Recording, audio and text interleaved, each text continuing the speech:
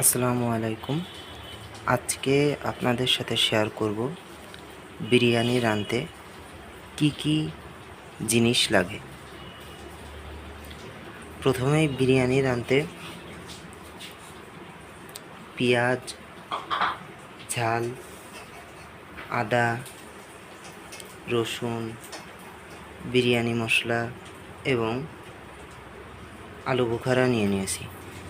এগুলো সব মিক্সিং করতে হবে।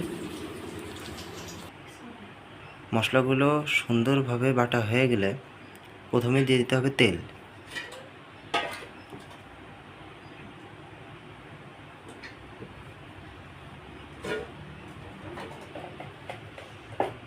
হ্যাঁ, এরপরে পেঁয়াজ,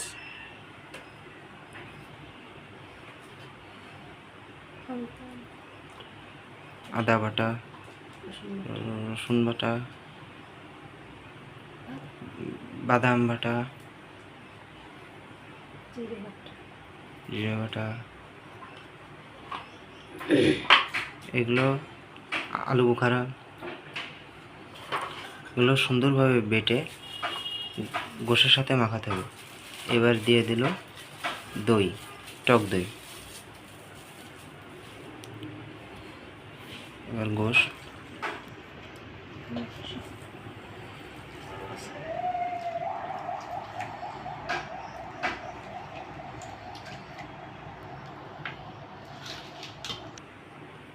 এবার এর সাথে অ্যাড করতে হবে স্বাদমতো লবণ এবং ধনে গুঁড়ো।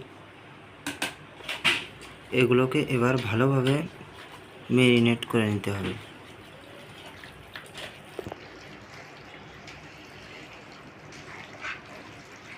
যাতে গোশের ভিতর ভালোভাবে মশলাগুলো চলে যায়। ভালোভাবে মাখিয়ে নেওয়ার পর চেষ্টা করবেন আধা ঘন্টা থেকে 1 ঘন্টা গোশগুলোকে রেখে দিতে, যাতে মশলাগুলো গোশের ভিতরে ভালোভাবে চলে যায়।